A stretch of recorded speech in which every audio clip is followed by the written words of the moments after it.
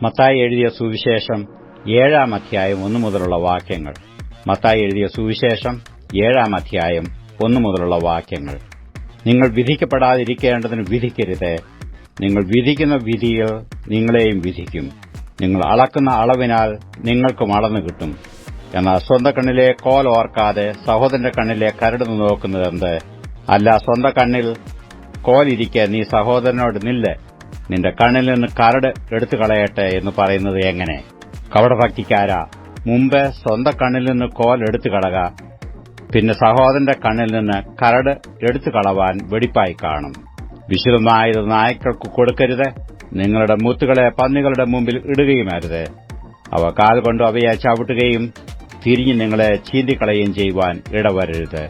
യാചിപ്പീൻ എന്നാൽ നിങ്ങൾക്ക് കിട്ടും, അന്വേഷിപ്പീൻ എന്നാൽ നിങ്ങൾ കണ്ടെത്തും, മുട്ടുവീൻ എന്നാൽ നിങ്ങൾക്ക് തുറക്കും. യാചിക്കുന്ന ഏവനും ലഭിക്കുന്ന, അന്വേഷിക്കുന്നവൻ കണ്ടെത്തുന്നു, മുട്ടുന്നവന് തുറക്കും. മകൻ അപ്പം ചോദിച്ചാൽ അവന് കല്ല് കൊടുക്കുന്ന മനുഷ്യൻ നിങ്ങളിൽ ആരുള്ളൂ? മീൻ ചോദിച്ചാൽ അവനെ പാമ്പിനെ കൊടുക്കുമോ? അങ്ങനെ ദോഷികളായ നിങ്ങൾ നിങ്ങളുടെ മക്കൾക്ക് നല്ല ദാനങ്ങളെ കൊടുപ്പാൻ അറിയുന്നുവെങ്കിൽ സ്വർഗ്ഗസ്ഥനായ നിങ്ങളുടെ പിതാവ് തന്നോട് യാചിക്കുന്നവർക്ക് നന്മ എത്രയധികം കൊടുക്കും. മനുഷ്യർ നിങ്ങൾക്ക് ചെയ്യണമെന്ന് നിങ്ങൾ ഇച്ഛിക്കുന്നതൊക്കെയും നിങ്ങൾ അവർക്കും ചെയ്യുവീൻ. ന്യായപ്രമാണവും പ്രവാചകന്മാരും ഇതുതന്നെ. ഇടുക്കുവാതിലൂടെ അകത്ത് കടപ്പീൻ. നാശത്തിലേക്ക് പോകുന്ന വാതിൽ വീതിയുള്ളതും വഴി വിശാലവും അതിൽ കൂടി കടക്കുന്നവർ അനേകരുമാകുന്നു. ജീവങ്കിലേക്ക് പോകുന്ന വാതിൽ ഇടുക്കവും വഴി ഞെരുക്കവുമുള്ളത്, അത് കണ്ടെത്തുന്നവർ ചുരുക്കമത്രേ. കള്ളപ്രവാചകന്മാരെ സൂക്ഷിച്ചുകൊള്ളുവീൻ.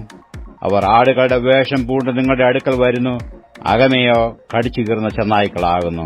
അവരുടെ ഫലങ്ങളാൽ നിങ്ങൾക്കും അവരെ തിരിച്ചറിയാം. മുള്ളുകളിൽ നിന്ന് മുന്തിരിപ്പഴവും ഞെരിഞ്ഞിലുകളിൽ നിന്ന് അത്തിപ്പഴവും പറിക്കുമാറുണ്ടോ? നല്ല വൃക്ഷമൊക്കെയും നല്ല ഫലം കായ്ക്കുന്നു, ആകാത്ത വൃക്ഷമോ ആകാത്ത ഫലം കായ്ക്കുന്നു. നല്ല വൃക്ഷത്തിനും ആകാത്ത ഫലവും ആകാത്ത വൃക്ഷത്തിനും നല്ല ഫലവും കായ്പാൻ കഴിയുകയില്ല. നല്ല ഫലം കായ്ക്കാത്ത വൃക്ഷമൊക്കെയും വെട്ടി തീയിലിടുന്നു. ആകയാൽ അവരുടെ ഫലത്താൽ നിങ്ങൾ അവരെ തിരിച്ചറിയും. എന്നോട് കർത്താവേ കർത്താവേ എന്ന് പറയുന്നവൻ ഏവനുമല്ല, സ്വർഗ്ഗസ്ഥനായ എന്റെ പിതാവിന്റെ ഇഷ്ടം ചെയ്യുന്നവൻ അത്രേ സ്വർഗ്ഗരാജ്യത്തിൽ കടക്കുന്നത്. കർത്താവേ കർത്താവേ, നിന്റെ നാമത്തിൽ ഞങ്ങൾ പ്രവചിക്കുകയും നിന്റെ നാമത്തിൽ ഭൂതങ്ങളെ പുറത്താക്കുകയും നിന്റെ നാമത്തിൽ വളരെ വീര്യപ്രവൃത്തികൾ പ്രവർത്തിക്കുകയും ചെയ്തില്ലയോ എന്ന് പലരും ആ നാളിൽ എന്നോട് പറയും. അന്ന് ഞാൻ അവരോട്, ഞാൻ ഒരു നാൾ നിങ്ങളെ അറിഞ്ഞിട്ടില്ല, അധർമ്മം പ്രവർത്തിക്കുന്നവരെ എന്നെ വിട്ടു പോകുവീനെന്ന് തീർത്തു പറയും.